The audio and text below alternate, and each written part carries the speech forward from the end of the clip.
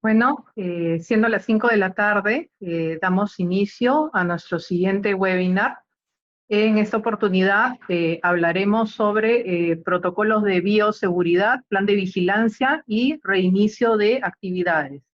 En este webinar nos acompaña nuestra área de compliance, liderada por Pía Iparraguirre, que es nuestra asociada senior, y Danitza Echeandía. Pía, Danitza, ¿están con nosotros? Aquí estamos. Hola, Listo. Yuli, ¿qué tal? Hola, ¿qué tal? Hola, Pía. Les he enviado una por el chat. Estoy diciendo que cualquier consulta que la puedan hacer en todo momento a la sección de preguntas y respuestas para que los expositores en su oportunidad lo puedan leer y puedan responder cualquiera de sus consultas. Listo, empezamos. Gracias. Yo quiero empezar agradeciéndoles a todas y a todos los que están presentes por tu participación y también por la paciencia que nos van a tener cuando expongamos, ¿no? Nosotros vamos a exponer los aspectos principales que tienen que ver con la reactivación y los riesgos que van a asumir dentro de la misma, y como les comentó Yuli, ya las dudas y consultas podrían realizarlas a través del Q&A que tienen también disponible en Zoom. La siguiente diapositiva, por favor. Lo primero que vamos a ver justamente a raíz de la reactivación es la continuidad del negocio también en el marco de la emergencia. La siguiente, por favor. Entonces, lo primero que tenemos que tomar en consideración es el esquema al que nos estamos enfrentando ante el reinicio de las actividades. Entonces, un primer punto que normalmente tenemos o en el que pensamos, no solamente los abogados, sino en general los ciudadanos, es que las normas nos van a dar una cierta seguridad de cómo es que debemos actuar o cómo es que debemos continuar actuando frente a diversos fenómenos. Sin embargo, en este caso nos enfrentamos ante una crisis en donde las normas se han vuelto un factor mayor para preocuparnos. Esta crisis del COVID-19, como toda crisis, tiene tres etapas. Una primera etapa de contención, una segunda etapa de reactivación y una tercera etapa de una nueva normalidad, en ese caso que nos vamos a enfrentar. En el caso de la etapa de contención, fue la que se dio desde marzo de este año, en la que el gobierno empezó a dictar algunas medidas que estaban destinadas a proteger sobre todo la salud de las personas por encima de las necesidades de las empresas o el tema de la reactivación económica. Esto empezó además con la declaratoria del estado de la emergencia sanitaria, que se ha prolongado ya hasta el 9 de junio, pero que es probable que también pueda ampliarse en algunos lugares, sobre todo en aquellos que están con mayores casos de COVID. Y además de eso, tenemos que a partir del 16 de marzo se dio la declaratoria del estado de emergencia, que restringe ya algunos derechos, como por ejemplo la libertad de tránsito, y que fue el principal impedimento para que las empresas hasta el día de hoy puedan realizar sus labores. Pero a partir de estas dos normas es que el Estado peruano ha emitido a la fecha ya más de 700 normas, que lo que han creado es unas nuevas reglas de juego para las empresas, un nuevo escenario en el que se tienen que desempeñar, y que ha convertido al COVID no solamente en una enfermedad con la que tengo que lidiar, sino también un riesgo frente a la continuidad del negocio tal cual lo conocí. Lo que necesitan hoy las empresas que están buscando reactivarse y aquellas que ya están funcionando es encontrar un equilibrio entre la protección a los trabajadores y al público en general, a mis consumidores, con las necesidades de la empresa de seguir operando y de obtener un beneficio económico. La siguiente, por favor. Cuando yo suelo pensar en riesgos para mi empresa, en primer lugar, lo que pienso es el riesgo y el impacto financiero que ha tenido la crisis dentro de mi empresa. Entonces tenemos que, si bien existen algunas empresas que han sido golpeadas de manera más dura, como por ejemplo en el caso de las empresas que están dedicadas a todo el sector de turismo, también tenemos algunas empresas que han sufrido un impacto menor, como las empresas de alimentos o las empresas de productos farmacéuticos, que pese al estado de emergencia, mantuvieron su actividad por ser servicios esenciales. Sin embargo, como vamos a ver, existen otros riesgos. La misma recuperación que estoy planteando como empresa también tiene que reconocer cuándo se van a dar estos puntos y estos tiempos de recuperación. Si soy una empresa, por ejemplo, que tiene que ver con el tema de transporte de pasajeros por vía aérea, probablemente no voy a obtener una recuperación muy pronta, sino todavía a fines de año o el próximo año, ¿no? La siguiente, por favor. Sin embargo, lo que tenemos que considerar es que existen otros riesgos asociados justamente al tema de la reactivación. todos queremos volver a trabajar, pero para ello es importante que como empresario y como miembro del comité de manejo de crisis o miembro del directorio, yo tenga en cuenta que hay ciertos riesgos que necesito controlar para que mi regreso sea exitoso. Por ejemplo, los riesgos administrativos que pueden venir de la obtención de licencias, o si las licencias ya habían caducado incluso antes del estado de emergencia, o tengo que verificar si es que ha habido una ampliación de las mismas. Las autorizaciones respecto de cada una de las actividades que estoy realizando, y también, por ejemplo, el incumplimiento en el uso de documentos como el pase personal laboral o el pase vehicular. También hay riesgos laborales que están junto con esta actividad, por ejemplo, respecto de la adecuada o inadecuada protección de los trabajadores frente a los riesgos de COVID, así como el incumplimiento en general de todas las medidas de seguridad y salud del trabajo. Y existen algunos riesgos que suelen ser los más preocupantes, que son los riesgos penales, que implican una responsabilidad no solo del gerente, sino incluso del representante legal, y en algunos casos que involucran a la empresa como tal, como persona jurídica, y que puede llevarlos a tener que asumir algunas disposiciones no solo respecto a reparación civil, sino incluso medidas como la disolución de la propia persona jurídica. La siguiente, por favor.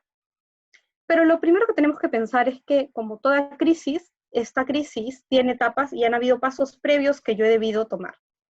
Desde Compliance siempre nos gusta pensar en el tema de la prevención de riesgos, porque es lo que buscamos usar a través de un sistema de prevención para todas las empresas.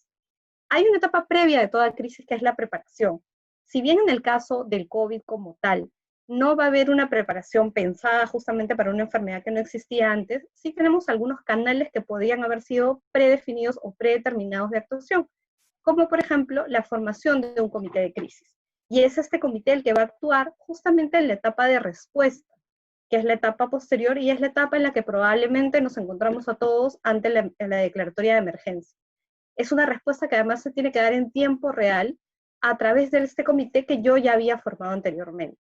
Y luego vamos a tener una etapa de recuperación que va a ser post-crisis, que nos va a ayudar a verificar cuáles de mis elementos sí funcionaron y tener algunas evaluaciones y unas lecciones de justamente todo el manejo que yo he realizado. Este manejo de la crisis es un manejo continuo y tiene que ser monitoreado precisamente por el directorio o por el gerente, aquellas personas que son responsables. Y tengo que tener en cuenta que, como les señalé, no solamente existen riesgos financieros, sino que existen riesgos de todo tipo. Por ejemplo, el COVID nos vincula directamente con riesgos respecto de la salud de mis trabajadores, pero también existen riesgos tecnológicos, como por ejemplo el uso de tecnologías de la información para poder hacer el trabajo remoto o el teletrabajo. Tengo trabajadores que están utilizando sus propios equipos para trabajar información de la empresa, y esta información también se vuelve entonces vulnerable. Tengo casos de corrupción que quizás no habría mapeado antes y que se presentan no solamente dentro de contrataciones con el Estado, sino de manera general en todas mis actividades. Entonces, es bueno tener este mapa en la cabeza cuando pensamos en el manejo de cualquier crisis. La siguiente, por favor. ¿Cuáles son las consideraciones que yo debo tener como empresa previas justamente al reinicio de mis actividades? Lo primero que tengo que verificar es cuál es mi actividad y cuál es el sector competente. A partir de ello, podré identificar si es que requiero una autorización del sector que me toca y además cuál es el protocolo que yo voy a aplicar. Como saben ustedes y como vamos a mirar ya con más detenimiento en la exposición de Danitza, existen protocolos sectoriales que deben ser seguidos justamente para la elaboración del plan de vigilancia.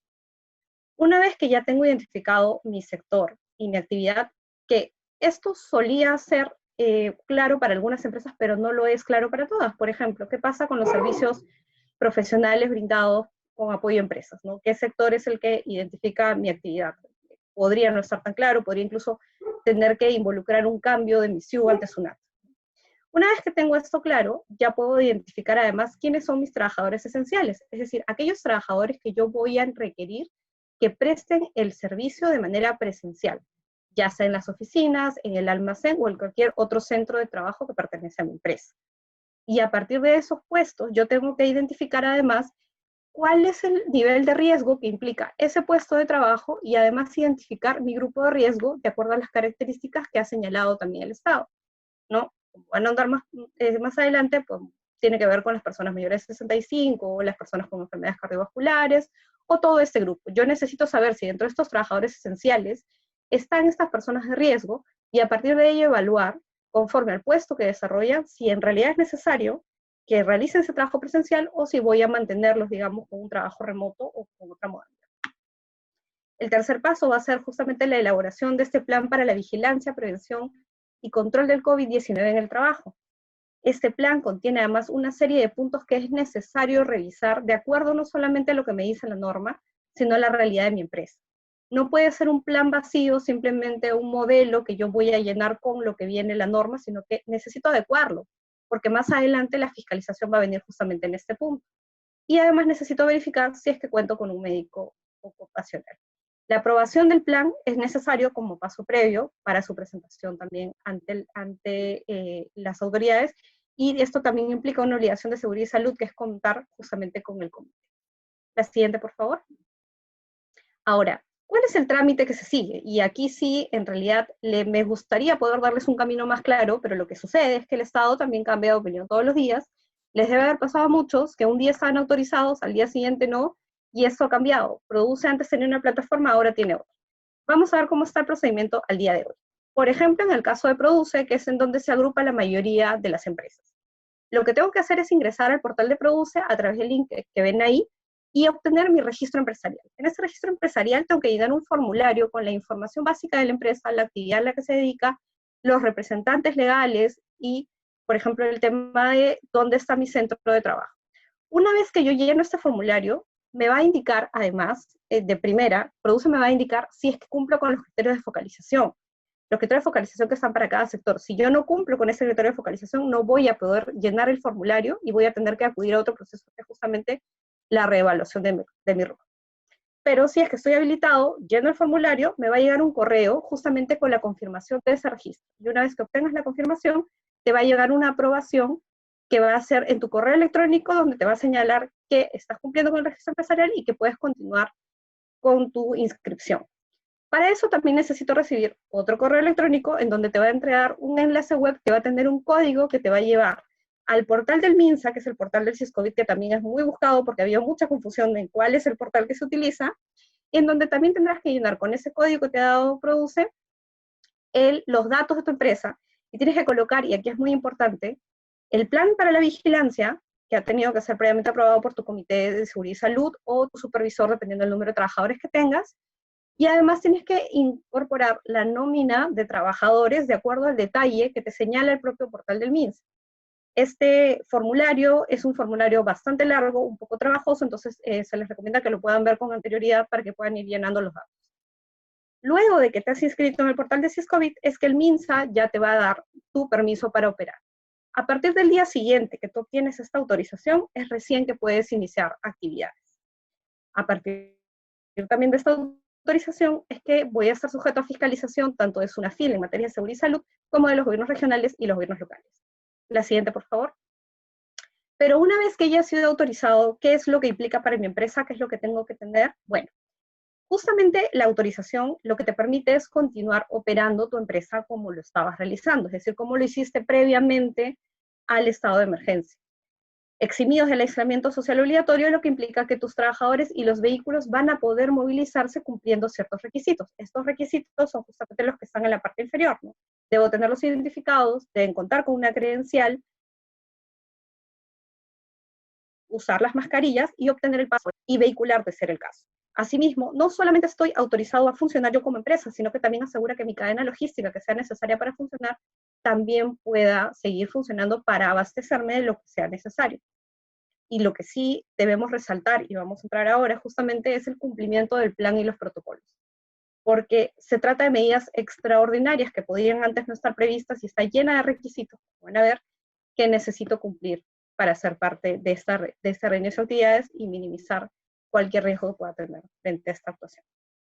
Le doy el paso a Danitza, que les va a dar el detalle ya del tema de los protocolos y el plan de vigilancia.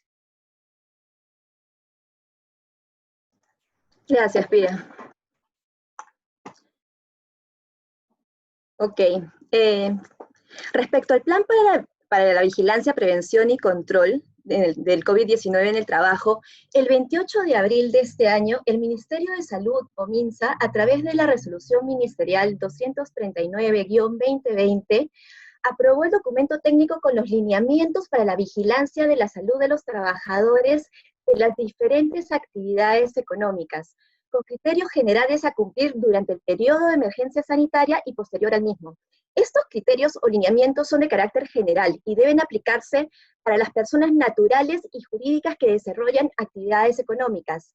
Asimismo, para los servidores y funcionarios del sector público y también para el personal con vínculo contractual y laboral en el sector público y privado. Siendo entonces estos los lineamientos que deben considerar las empresas para elaborar su plan, veamos cuál es la estructura del mismo. Siguiente diapositiva. Gracias. El plan debe contener entonces, primero, los datos de la empresa, es decir, la razón social, el RUC, la dirección, provincia, región, distrito, el nombre del representante legal, el número del DNI. Segundo, debe contener los datos del lugar de trabajo. Aquí se pueden considerar todas las sedes de la empresa, pero se debe indicar cuáles son las que efectivamente se reactivarán. Tercero, los datos del servicio de seguridad y salud de los trabajadores. Es decir, aquí se deben indicar los datos de los miembros del Comité de Seguridad y Salud en el Trabajo, si es que cuentan con uno, y si no, los datos del Supervisor de Seguridad y Salud. También se debe incluir aquí los datos de los profesionales de la salud, que dependiendo del número de trabajadores puede ser el médico ocupacional, una enfermera o de repente el mismo empleador. De ahí también lo que se debe incluir en este plan de vigilancia es una pequeña introducción sobre lo que es COVID y cuál es la finalidad del plan. De ahí se establecerán los objetivos y también se debe incluir la nómina de trabajadores clasificados por el riesgo de exposición al COVID-19. Siguiente diapositiva. En este punto, el empleador debe clasificar a todo su personal según los criterios de riesgo que la misma norma ha establecido. Por ejemplo, los trabajadores de riesgo bajo de exposición es el personal que no tiene contacto con personas que se conoce o se sospecha que están infectadas de COVID-19, ni tienen contacto cercano, frecuente a menos de 2 metros con público en general. Aquí, por ejemplo, están los trabajadores administrativos, los trabajadores de limpieza, los operarios que no tienen contacto con el público, entre otros. Los de riesgo mediano de exposición son los trabajadores con un contacto frecuente y o cercano con personas que podrían estar infectadas de COVID-19. En este grupo se encuentran los trabajadores de aeropuertos, los trabajadores de educación, mercados, cajeros, recepcionistas, otros similares. De ahí los trabajadores de riesgo alto de exposición es el personal que tiene un riesgo alto de exposición a fuentes conocidas o sospechosas de COVID-19. Aquí están los trabajadores de salud, los trabajadores de limpieza de alguna área COVID, los conductores de ambulancias, los trabajadores de funerarias, entre otros. Y por último, están los trabajadores de riesgo muy alto de exposición, que son los que tienen contacto directo con casos de COVID-19. En este grupo se encontrarían los trabajadores de salud que realizan atención médica a pacientes de COVID-19. Sobre esta clasificación, lo que hay que tener en cuenta es que a los trabajadores de mediano, alto y muy alto riesgo se les debe aplicar antes de su regreso o reincorporación al centro de trabajo pruebas serológicas o moleculares, las cuales van a estar a cargo del empleador. Para el caso de los trabajadores clasificados como de bajo riesgo, solo se aplicarán estas pruebas si el empleador lo considera necesario. Siguiente, por favor. Siguiendo con la estructura del plan de vigilancia, en el punto 7 se deben incluir los procedimientos obligatorios de prevención del COVID-19. Primero, la limpieza y desinfección de los centros de trabajo. Aquí se debe hacer todo el proceso que la empresa va a implementar para limpieza y desinfección, la cual debe ser diaria, debe ser previa y constante, al inicio y durante las labores diarias. También se debe mencionar los insumos que se utilizarán. Segundo, la identificación de sintomatología previo al ingreso de trabajo, es decir, medir la temperatura corporal de los trabajadores que se están reincorporando, y la aplicación de las pruebas serológicas o moleculares a los trabajadores que regresan o se reincorporan a puestos de trabajo con muy alto riesgo o mediano riesgo, como ya lo mencioné. Respecto al lavado y desinfección de manos, aquí lo que se debe indicar es el número de lavabos y el alcohol en gel que se va a poner en todas las instalaciones. También el esquema de monitoreo de esos procedimientos. Un punto de lavado sí o sí debe estar al ingreso del centro de trabajo. Cuarto, la sensibilización de la prevención del contagio. Eso está referido a las charlas, capacitaciones, señalética, todo lo que el empleador va a utilizar para educar al personal a evitar el contagio por COVID-19, ya sea dentro del centro de trabajo, en su comunidad y en su hogar. y también lo debe educar para prevenir diferentes formas de estigmatización del COVID-19. En cuanto a las medidas preventivas y colectivas personales, en estos puntos el empleador lo que debe hacer es indicar las medidas que implementará en los centros de trabajo para evitar el COVID-19. Por ejemplo, el no uso de ascensores, que el almuerzo sea por turnos, el uso obligatorio de mascarillas, que los ambientes deben estar ventilados. Hay empresas, por ejemplo, que han anulado sus aires acondicionados y han abierto todas las ventanas, que las reuniones deben ser virtuales, entre otras medidas similares, ¿no? Y por último está lo referido a la vigilancia permanente de comorbilidades relacionadas al trabajo en el contexto del COVID-19. Esto está referido a los factores de riesgo que pueden presentar algunos trabajadores para los cuales no se recomienda su regreso o reincorporación al trabajo. Eso está en la siguiente diapositiva. Siguiente, por favor. Los factores de riesgo que se deben tomar en cuenta para el regreso o reincorporación al trabajo están establecidos en la norma y son estos. Las personas que tengan más de 65 años, que sufran de hipertensión arterial no controlada, enfermedades cardiovasculares graves, que tengan problemas de cáncer, diabetes mellitus, obesidad con índice de masa corporal de 40 a más, asma moderada o grave, enfermedad pulmonar crónica, insuficiencia renal crónica en tratamiento de hemodiálisis, enfermedad o tratamiento inmunosupresores. Volviendo a la estructura del plan, en el punto 8 se debe incluir los procedimientos para el regreso o reincorporación de los trabajadores al centro de trabajo, considerando que el proceso de regreso al trabajo está orientado a trabajadores que estuvieron en cuarentena y no presentan ni presentaron sintomatología COVID-19, ni han sido caso sospechoso o positivo de COVID.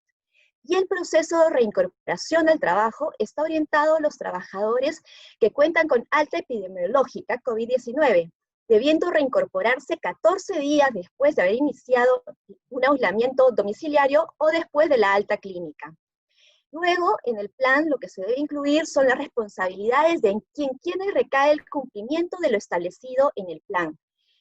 Bueno, también se debe incluir el presupuesto y el proceso de adquisición de insumos, que son los que se van a necesitar para cumplir con todo lo establecido en el plan. Y por último, se debe incluir también el documento de aprobación interno del plan, ya sea por el Comité de Seguridad y Salud en el Trabajo, si es que cuentan con él, o por el Supervisor de Seguridad y Salud.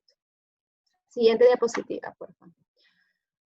Otro de los lineamientos que deben considerar las empresas para la elaboración de su plan de vigilancia, aparte de las medidas aprobadas por el MINSA, son los protocolos sanitarios sectoriales que consideran medidas especiales para el tipo de actividad que se realiza.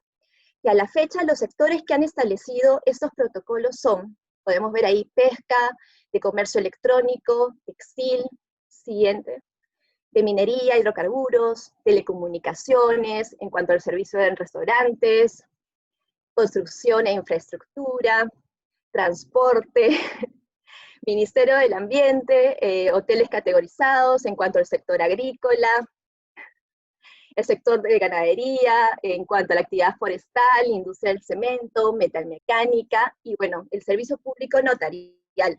Obviamente hoy día, por el tiempo, no vamos a entrar al detalle de estos protocolos, pero lo que sí quiero aclarar es que si bien un sector publica un protocolo sanitario, esto no quiere decir que este protocolo va a ser para todo el sector, sino que es para una actividad específica. Por ejemplo, en el sector de transportes, se han aprobado protocolos para el transporte fluvial, para el transporte aéreo, y otro para ferrocarriles, etc.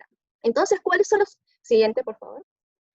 Entonces, resumiendo, ¿cuáles son los pasos que deben seguir las empresas para poder reactivar sus actividades? Primero, deben considerar los lineamientos generales establecidos por el MINSA.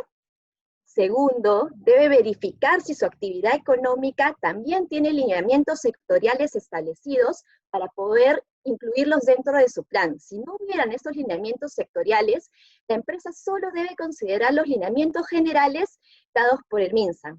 Tercero, el tercer paso sería elaborar efectivamente el plan.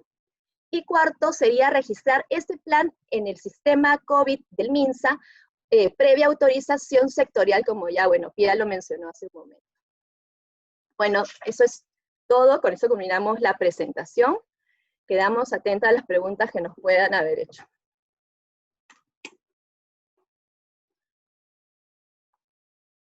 Sí, aquí teníamos una pregunta de Fernando que nos pregunta, ¿no? Se entendía por la norma que el MINSA envía los códigos para que el personal de salud de la empresa pueda subir información al SISCOVID. ¿Hay algún plazo para que los envíen o se pueden solicitar al MINSA? ¿Y a través de dónde?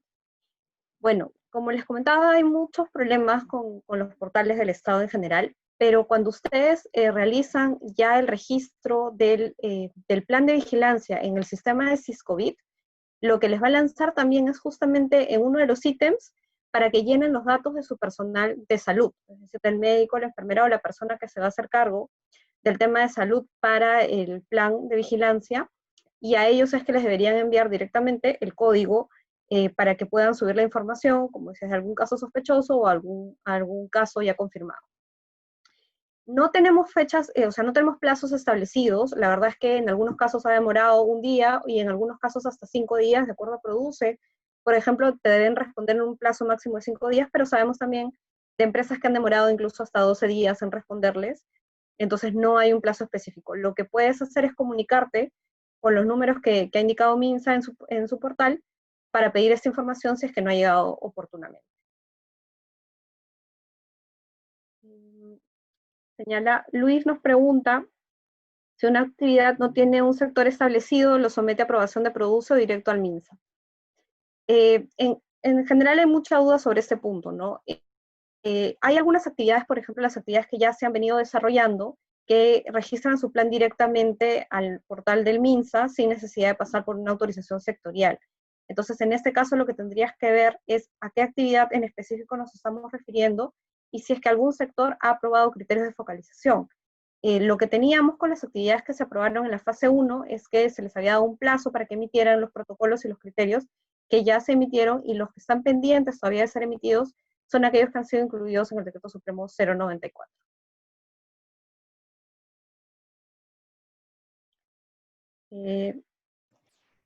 Indica... Hay otra pregunta también, de Silvia Sedano. Si uno entra y nuestro RUC sale como no apto, ¿cuál es el tratamiento si contamos realmente con la actividad a esta permitida?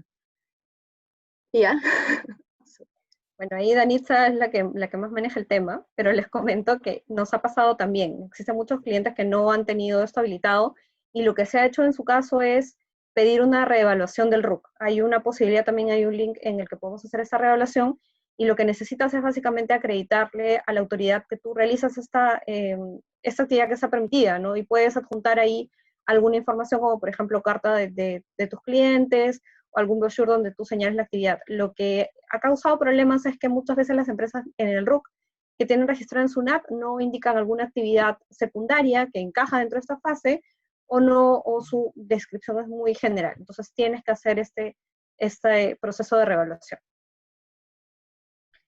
Luego, señalando, en el caso de un club, ¿a qué plan se alinea para presentar su protocolo?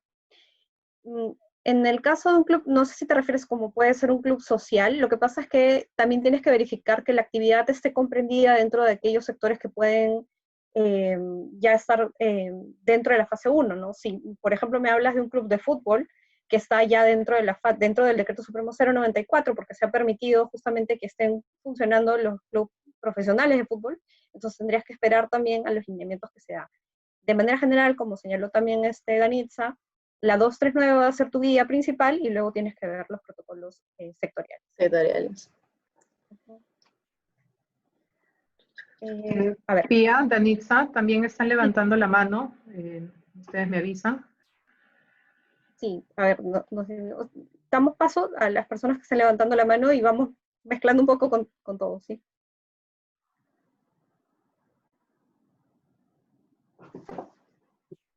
A ver, le hemos dado paso a Cristel. Cristel, estás creo que con el micro apagado.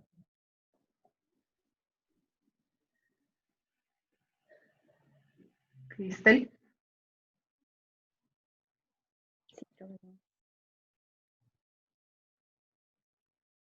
A ver, mientras vamos dando el paso a María Llosa. María. ¿Ahora me escuchan? Ahora Hola, sí. Ah, sí. ya, ya. Sí, mira, nosotros somos un pequeño estudio de abogados que no tenemos atención al público, sino trabajamos con clientes al extranjero. Somos 12, 14 personas. Mi pregunta es, ¿a qué protocolo pertenecemos? Porque no somos como los notarios que tienen atención pública, o sea, es otro sistema. ¿Cuál sería nuestro protocolo? ¿A dónde tenemos que dirigirnos? Sí, bueno, te comentamos que ahí justamente ha habido una pequeña controversia porque no quedaba muy claro dentro de los servicios de apoyo a empresas si es que los abogados estábamos o no comprendidos. De acuerdo a las declaraciones que ha tenido la ministra de Economía, los abogados todavía no estaríamos habilitados para trabajar, digamos, de manera presencial. Ya. Para ser habilitados y por lo tanto tampoco es que tenemos a la fecha ningún protocolo. A mi parecer, sí te diría que nosotros no es que tengamos una actividad de por sí de riesgo que implique un protocolo sectorial, pero también te comento que Minjus ha estado evaluando la posibilidad de dar un protocolo sectorial para los abogados. Ahora sí, si es que tú, por ejemplo, realizas alguna actividad, por ejemplo, como en temas penales que impliquen que tengas que movilizarte para asistir a alguna declaración, en este caso sí había un trámite especial directamente con las comisarías, ¿no? Claro, claro, nosotros estamos en propiedad industrial, o sea que no tenemos eso, pero por ejemplo, las contadoras que tienen que venir a veces a la oficina porque no pueden hacer todo el trabajo online para presentar las declaraciones de juradas y impuestos y todo eso, simplemente se pide un pase laboral. El pase solamente está habilitado para las empresas que están comprendidas dentro de los servicios esenciales o las empresas que están dentro de la fase de reactivación y que ya han estado autorizadas. Entonces, tendrías que ver si es que, por ejemplo, uno de tus clientes ya es una empresa autorizada y por lo tanto podrías brindarle servicios un poco como parte de esa cadena, pero si no, por el momento no se ha habilitado todavía el funcionamiento de los estudios de abogados. No, claro, decía yo, el personal, por ejemplo, dentro del personal de la oficina, aparte de abogados, secretarios, etcétera, hay contadoras y las contadoras tienen que pagar planilla, tienen que pagar impuestos, presentar declaraciones juradas. Hay cosas que las hacen online, pero hay trabajo que tiene que ser presencial. Entonces, ¿cómo se hace con ellas? Esa es Claro. la pregunta. Sí, como te comento, en el caso de los contadores, por ejemplo, y ahí tendrías que verificar si es que la empresa puede estar habilitada como una empresa que brinda servicio de apoyo a otras empresas, que es el numeral 21, justamente el decreto supremo 080, y podrías verificar, por ejemplo, en Produce si es que estás habilitado o no. Ya, Por el momento no hay un digamos, protocolo. claro, un protocolo para estas actividades, porque se entiende en principio que no son esenciales o que se podrían realizar de manera remota. Entendiendo las limitaciones que tú dices, porque eso ha pasado con muchas empresas, ¿no? Tienes muchas empresas que manejan caja chica o que se manejaban con documentos que nunca pudieron recoger porque la emergencia Así es. sí, ha pasado. Así. No hay nada. Claro. Tenemos, me parece que María también estaba, Estaba esperando. sí, Pero está con el micrófono apagado también. ¿Ahora sí? ahora. Hola María. ¿Qué tal? Buenas tardes. Quería hacer algunas preguntas. Por ejemplo, ¿qué pasa con las empresas? Si bien es cierto la norma, una vez que se emitió el estado de emergencia, la norma indica de que hay empresas que dan servicios de abastecimiento de alimentos, bebidas, insumos de limpieza, entre otras, que deberían seguir trabajando. ¿Y qué pasa con las empresas que les dan soporte, vale decir, que son sus proveedores de insumos o de soporte técnico para el procesamiento precisamente de alimentos, de bebidas, qué sé yo, o a las empresas que se dedican a vender, a fabricar productos de limpieza y también tienen sus proveedores de insumos? Estas empresas normalmente son empresas comercializadoras, entonces si son unas empresas comercializadoras no están autorizadas. ¿Qué pasa con ellos? ¿A qué, hacia dónde orientan su plan de vigilancia? Porque todavía en Produce aparecen como no autorizadas. ¿Directamente con el MINSA? Mira, en este caso, como les comentábamos, incluso con las empresas que ya reinician actividades, Lo que tú tienes es que no solamente te autoriza a ti a funcionar, sino también a tus proveedores y a las personas que te abastecen de insumos y a tu cadena logística. Entonces, si bien de manera independiente, digamos, no pueden funcionar las empresas, si es que tú tienes, por ejemplo, un contrato con las empresas que son de alimentos o de productos farmacéuticos o de limpieza, entonces tú, autorizado ya por el contrato con esta empresa, podría funcionar. Lo que sí requieres en estos casos especiales es tener cierto cuidado. Por ejemplo, no solamente debes tener la mascarilla y la credencial de tu empresa, sino que además deberías tener alguna acreditación de que está siendo contratado por otra empresa que sí está autorizada y que por lo tanto, como parte de su cadena logística, tú necesitas continuar funcionando. El límite aquí es que puedes funcionar para brindar servicios a esta empresa, pero no podrías, por ejemplo, venderle tú a otra empresa no autorizada. Continuamos con las preguntas de la sección. Sí, a ver. Señala, Samantha nos pregunta, si la empresa brinda servicios de contabilidad externa a empresas, ¿a dónde pueden verificar si están habilitados? Un poco como lo que les comentaba Cristel, ¿no? En este caso lo que tú podrías hacer siendo un servicio de apoyo es entrar al portal de Produce, en donde te verifica justamente el tema de la habilitación y cumplimiento de criterios, e introducir en el registro empresarial el RUC legal, y a partir de ello te verifica si es que estás o no habilitado. Señala si hay algún plazo para presentar el... Lizeth nos pregunta si hay algún plazo para presentar el plan y subirlo al MINSA. El plazo en realidad depende de cuándo quieras operar. Me imagino que te refieres si es que después de la autorización que has obtenido del sector tienes un plazo. No hay un plazo establecido, de nuevo, depende de cuándo quieras empezar a operar, porque no puedes operar hasta que no tengas esta autorización del MINSA. En el caso de las empresas que ya venían operando y que tienen que adecuarse, tampoco se ha establecido un plazo, pero se entiende que deberían hacerlo prontamente porque también están sujetos a fiscalización.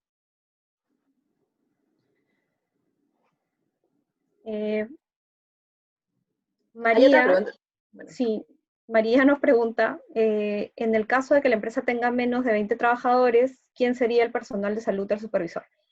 Sí, de acuerdo a la resolución del MINSA, lo que te señala es que si tú te encuentras en un centro de trabajo, en una empresa, en el que tienes menos de 20 trabajadores, pero que no sea una actividad riesgosa, el propio empleador es el que puede fungir de responsable de personal de salud.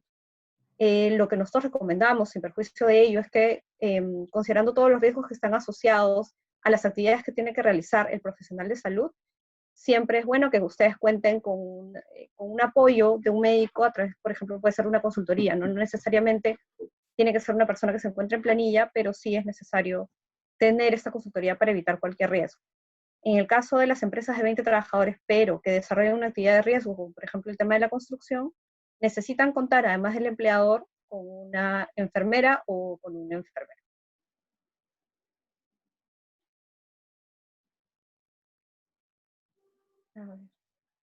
Dani, no sé si ves alguna Veo una pregunta acá, de Marcos Céspedes. En el caso de las empresas operadas del MINAM, ¿cómo se puede operar si no responden? ¿No se puede presentar directamente el plan, entendería, al MINSA? Pues, entiendo que si estamos hablando de MINSA, podría ser una empresa que tenga que ver con temas de residuos sólidos, ¿verdad? O de reciclaje, que son las que ha autorizado MINAM. Lamentablemente no podemos acudir directamente al MINSA, necesitamos esperar la autorización sectorial en cada caso. Entonces nos quedan los canales de consulta de cada entidad. Entendemos, porque nos ha pasado también, que haya muchas demoras en muchos sectores, pero no podemos saltar, digamos, esta autorización si es que está requerida de acuerdo a los protocolos. Lo que nosotros hemos venido haciendo en esos casos es mandar los documentos a través de la mesa virtual del sector, ¿no? Y ahí sí efectivamente ha habido casos que nos han contestado y bueno, ha habido casos otros que no, que también se debe a la carga que ellos deben tener de la evaluación de esos registros. Pero igual tienes que esperar antes de acudir al MINSA. Julia, avísanos por favor si hay alguien más que esté levantando la mano y nosotros vamos a seguir respondiendo las preguntas que tenemos aquí. Sí, me indica, a ver, buenas tardes en la presentación. Sí, dime. Acá hay una que dice, si la empresa opera unidades de negocios distintos, debe elaborar un plan por cada unidad de negocio.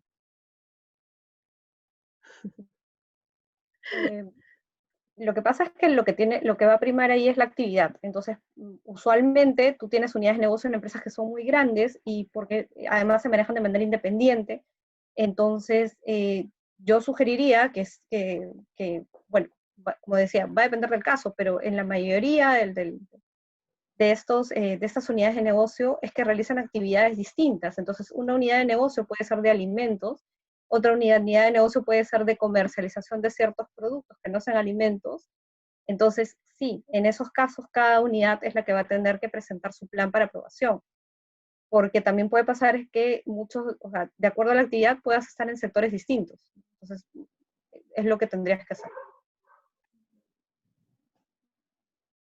A ver, Eric nos pregunta, dice, en la presentación solo mencionaron las personas naturales y jurídicas con negocio. Respecto a los servicios profesionales comprendidos en la primera fase de la reactivación del Decreto Supremo 080, ¿cómo sería el contexto para la elaboración del Plan de Vigilancia, Prevención y Control del COVID? Se refieren a los servicios, entiendo, ¿te refieres a los servicios profesionales que son brindados por locadores de servicio de manera particular? En este caso no se ha o sea, en este caso, ya en esta etapa luego del Decreto Supremo 094, ya se ha permitido la inscripción de algunas personas naturales, y en este caso se realiza la inscripción directamente en el MINSA. Y el plan tiene que estar alineado a los lineamientos generales que ha dado el MINSA también, ¿no? Al 239, porque no hay un protocolo sectorial para ese tipo de prestación de servicios.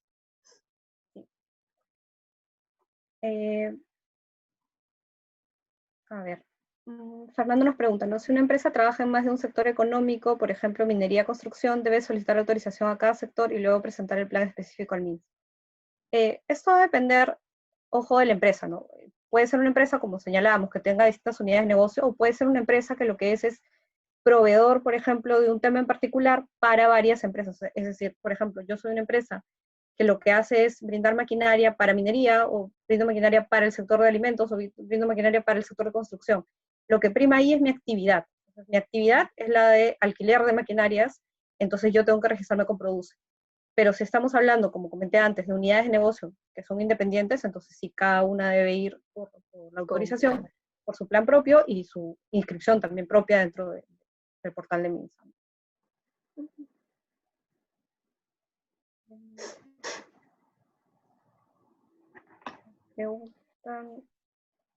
A ver, Patricia nos pregunta, ¿no? Todo tipo de empresa, independientemente del número de trabajadores, debe cumplir con un punto de elevado al ingreso de la empresa si es una empresa con 8 trabajadores. Sí, en este caso, independientemente del número de trabajadores con los que tú cuentes, debes seguir los lineamientos generales y los lineamientos del protocolo. Ahora, si es que tú, por ejemplo, no cuentas con un lavabo al ingreso de la oficina, que es algo que en realidad muchas de las empresas no tienen, lo que puedes hacer es colocar, por ejemplo, un punto de gel, en donde tengas el gel, el alcohol en gel, tengas toallas estas de papel que puedas durar, sí, desechables. Papel, toalla, desechable. Exacto. Y puedes señalar también que una vez que los trabajadores ingresen, pasen a este punto, deben dirigirse al lavabo más cercano para lavarse las manos, ¿no? Son medidas que vamos a ir adaptando en la realidad de cada empresa.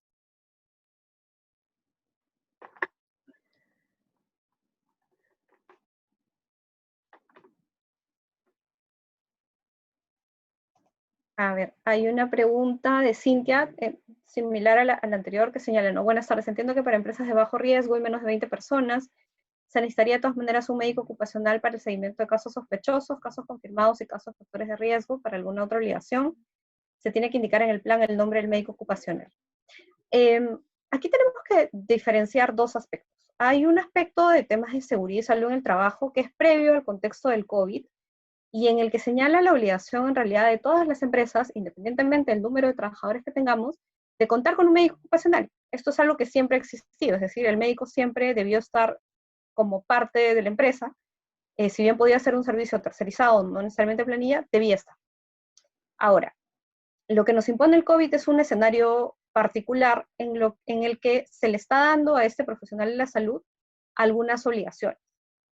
Como les decía, en el caso de empresas de menos de 20 personas o de hasta 20 personas, y dependiendo de si es una actividad de riesgo o no, entonces podrías contar solamente con el empleador para que cumpla este papel y en efecto realice estas, lleve a cabo estas responsabilidades que mencionabas, ¿no? El tema de el seguimiento de los casos sospechosos, la verificación de los factores de riesgo. Nuevamente, siempre les recomendamos que cuenten con alguna asesoría de un médico, porque, por ejemplo, ¿cómo voy a determinar si una enfermedad cardiovascular es grave o no para contemplarlo dentro del grupo de riesgo? ¿No? Es algo que pasa. Okay. Hay una pregunta de Marco Céspedes respecto a la responsabilidad del empleador si un operario se enferma de COVID-19. Ahí, como les decía, tenemos que ver que pueden haber diversos tipos de responsabilidad. En efecto, el empleador va a ser responsable, pero es responsable, en primer lugar, de tomar todas las medidas necesarias dentro del centro de trabajo para que esa persona no se contagie.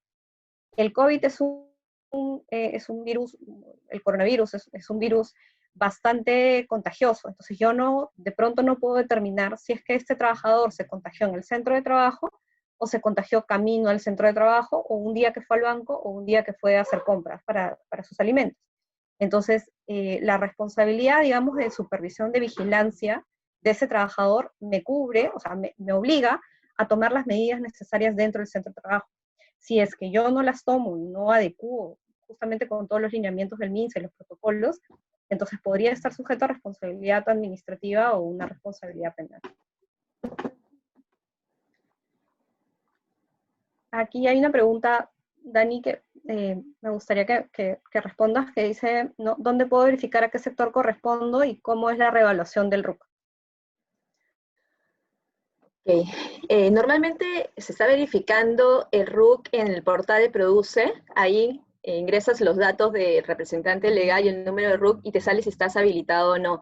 También tendrías que ver cuál es la actividad que efectivamente tú estás ejerciendo para ver cuál es el sector que te corresponde, ¿no? Cada sector, el Ministerio del Ambiente, el Ministerio de Construcción, ha habilitado portales donde uno puede ingresar y ingresar su plan. Si eres una actividad esencial que ya viene operando desde el inicio, la página donde debes registrarte es en la página de MINSA directamente. Ahí también hay un apartado especial para las actividades que vienen operando y que se tienen que adecuar a los nuevos lineamientos generales de salud que hay. Bueno, quiero ver si... Sí. Pía, Tanitza, Silvia Sedano también está levantando la mano. No le veo. Silvia. Estás con el micrófono apagado.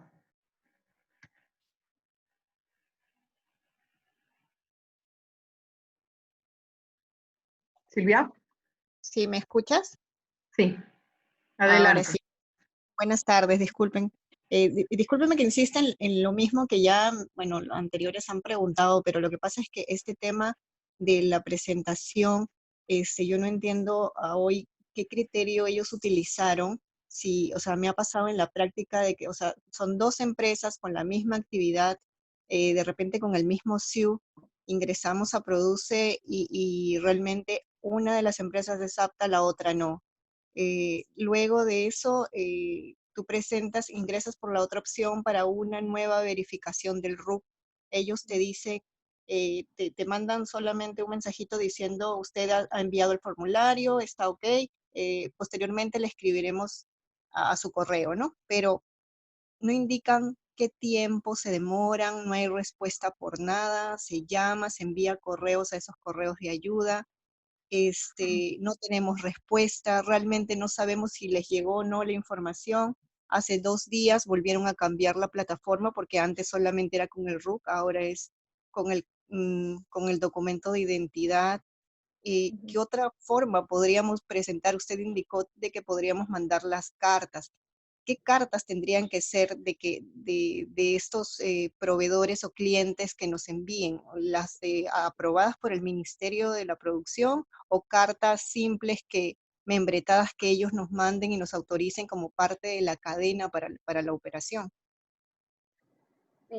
Mira, sí, tu malestar en realidad es compartido, nos ha pasado también. Puede ser que el ministerio no te responda y aún así, a pesar de no haberte respondido, luego sí habilite tu RUC. Entonces, yo te recomendaría que igual sigas intentando en verificar por ejemplo, cada 2 días si es que se ha habilitado el RUC. Porque lo que no hay es un plazo claro de cuándo te tiene que responder o incluso si es que si es que te va a responder antes o no de habilitar el RUC. Entonces, lo que decíamos respecto, porque además puedes presentar más de una vez esta reevaluación. Lo que te recomendábamos es que, por ejemplo, ¿no? Si tu RUC, en el caso de una empresa decía, servicios de venta al por mayor, y no señalaba qué es lo que específicamente vendía. Y resulta que esta empresa, en realidad, lo que realizaba eran actividades de metal mecánica. Entonces, 2 caminos. Uno primero, que fue justamente entrar al portal de Produce y cargar una carta, que nosotros hicimos carta, que justamente señalaba, ¿no? Señores de Produce, nuestra actividad es tal, esta es la actividad que realizamos, como podría ver, por ejemplo, en nuestra página web, o como puede ver de estas cartas de proveedores, que pueden ser cartas simples, que claro, tienen que tener algún nivel de verificación, entonces necesitaría, te ayuda si es que es un papel membretado, te ayuda si es que tiene algún otro elemento distintivo, para acreditar que tú estás brindando ese servicio, ¿no? Es decir, oye, estoy realizando esta actividad que está en la fase 1, tal cual ustedes señalan, que está en el ítem tal del decreto supremo, y aquí te adjunto pues todas estas, no sé, órdenes de servicio, esos contratos con empresas, estas cartas de mis clientes que me dicen que yo efectivamente les estoy brindando y por lo tanto te pido que me hagas una nueva evaluación. Entonces, ese es, digamos, un camino, y otro camino igual es que tú con tu usuario de Produce, que puedes crear en el portal, ingresas al sistema y a través de la plataforma de trámites digitales también puedas ingresar tu consulta, que esta sí te genera un expediente que es mucho más sencillo de hacer seguimiento. Ah, ok, entonces también puedo entrar, porque ahí decía para otras consultas. Para otras consultas es iniciar a trámites digitales. No, la verdad Claro. es que no entré por allí, sino sí he mandado N correos a los correos que dicen allí mismo de la portal de Produce, pero tampoco ha habido respuesta. Entonces, voy a utilizar entonces por trámites digitales. Esta carta que ustedes como modelo mandan a Produce, señores Produce y toda la información, esa también tiene que ser membretada y enviada por el representante legal, o yo puedo redactar la carta membretada y ya está. O sea, la carta la elabora, digamos, y la firma el representante de la empresa, ¿no? Entonces, para darle autenticidad, pero igual... El representante legal. Sí. Ok. ¿Sí? Gracias. Sí. A ver, hay una pregunta de Daniel que nos dice, ¿los servicios profesionales como el área legal de una empresa que no ha parado pueden iniciar actividades? ¿Habrá un protocolo específico y criterios de focalización? En el caso de las actividades profesionales que no han parado, como por ejemplo, como señalas tú, ¿no? Un hospital que tiene un área legal, ellos también podrían continuar sus operaciones y tienen que estar sujetos al protocolo o al plan de vigilancia que ha sido aprobado para la empresa, en este caso para el hospital. Lo que va a haber es que hay que hacer algunos lineamientos específicos. Por ejemplo, un abogado que presta servicio para una empresa, para un hospital, no va a estar calificado como un trabajador de muy alto riesgo porque no es que esté en contacto directo con los pacientes de COVID, pero sí va a tener que tener algunos cuidados para el ingreso. Lo que va a suceder en la mayoría de empresas es que opten por mantener a este personal como parte del trabajo remoto o el teletrabajo y no necesariamente vuelvan a la oficina, ¿no? Pero los lineamientos son los lineamientos para la empresa en general, para la actividad, ¿no? Solo que enfocados al trabajo de una oficina administrativa. Aquí me han pasado una pregunta, Pía. La Municipalidad de Miraflores ha emitido una ordenanza para que todas las entidades del distrito están obligadas a la evaluación del COVID-19 a todo su personal cada 15 días. Esta prueba es de difícil acceso porque asistir al MINSA es tedioso y se puede contraer el virus en la espera. Pregunto, ¿esto contradice a la ley?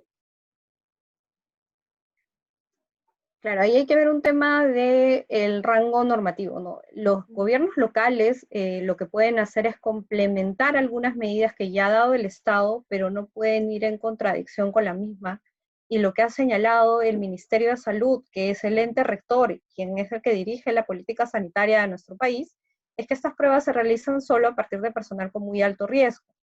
Esto porque es una realidad que, como señalan, no puedas adquirir las pruebas de manera muy sencilla, son muy costosas y podrían generar costos que pueden ser considerados incluso como barreras administrativas.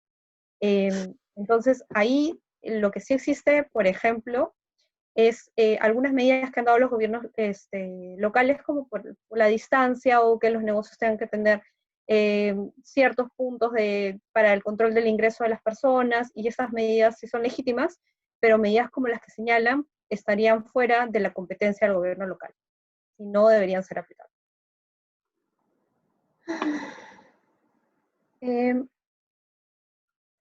A ver, los servicios profesionales, Cintia nos pregunta, ¿los servicios profesionales a cargo de gremios de comercio exterior están en la fase 1? Dentro de los servicios esenciales, justamente se ha verificado todo lo que tiene que ver con comercio exterior. De hecho, hay una resolución ministerial que justamente te enseña, dentro de los servicios esenciales, algunos servicios de comercio exterior. Entonces, por ejemplo, los operadores logísticos, las agencias de aduana, incluso los talleres de reparación de vehículos, estaban comprendidos como servicios esenciales y podían seguir funcionando como tales. Entonces, no estaban en la fase 1, sino que estaban incluso antes. Esto sin perjuicio de ver el detalle de la empresa, ¿no? Del servicio que se trate y que esté brindando. Marco nos pregunta, ¿el seguro vida y salud cubre toda la atención del empleado en una clínica si se contagia de COVID-19? Esto en realidad va a depender de cada seguro. Lo que ha pasado es que algunos seguros sí lo cubren, pero también lo cubren hasta cierto monto. Entonces, en algunos casos ha cubierto la atención hasta cierto punto, y si los casos ya han sido muy graves, lo que ha hecho es derivarlo a atención del propio Ministerio de Salud. Entonces, va a depender de quién es que te está brindando el servicio y los términos del mismo, ¿no? No todos los seguros cubren exactamente los mismos términos. Y después, Erika nos pregunta que no encuentra la opción del portal Produce para verificar a qué sector pertenezco. ¿Podría indicar la secuencia que debo seguir para ingresar? Dani, no sé si me puedes ayudar con esto. Ahí para verificar tu RUC en Produce hay un link que está mal, porque empieza con pase laboral / produce solicitud de registro, y ahí lo que te piden es la información de tu RUC, el número de DNI del representante legal y la fecha de emisión. Si no estás autorizado, en Produce te va a salir un mensaje que no estás autorizado y te va a dar la opción de pedir la reevaluación. Lo que te aconsejaría en todo caso es que, dependiendo de la actividad que realizas, veas a qué sector perteneces. O sea, si realizas temas de agricultura, debes pertenecer al Ministerio de Agricultura. Si realizas temas eres una clínica, deberías verificar en el MINSA. O sea, dependiendo del sector que perteneces, tienes que entrar al ministerio a verificar si es que tu RUC está habilitado o no. No sé, de repente nos puedes decir cuál es la actividad que realiza tu empresa y te podríamos ayudar ahorita a verificar en qué ministerio es que tienes que verificar si es que estás hábil o no a la fecha para poder comenzar a operar. Claro, lo que ha pasado, por ejemplo, es de que tienes empresas dedicadas a temas inmobiliarios, y estos pueden estar comprendidos dentro de las autorizaciones para los proyectos, pero las actividades conexas, como la metalmecánica o las industrias de cemento, no están conviviendo, sino que están... En Produce, exacto. Depende de la actividad que efectivamente realiza y es la que quieres reactivar en el momento, ¿no?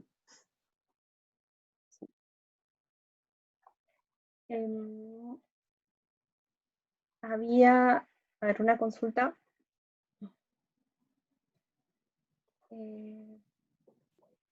Creo que hemos concluido con todas las preguntas que estaban en la sección del Q&A. Así es. Sí. Sí. Y bueno, siendo también ya las 6, estamos cumpliendo también con el tiempo estimado. Quiero agradecer a todos por su asistencia a este webinar. Al final de la presentación, en la pantalla tienen los correos de Pía y de Danitza, en caso quisieran hacer alguna pregunta adicional.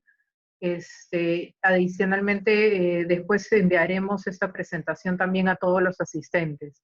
Gracias, Pía y Danitza, por su exposición, y nos vemos en los siguientes webinars.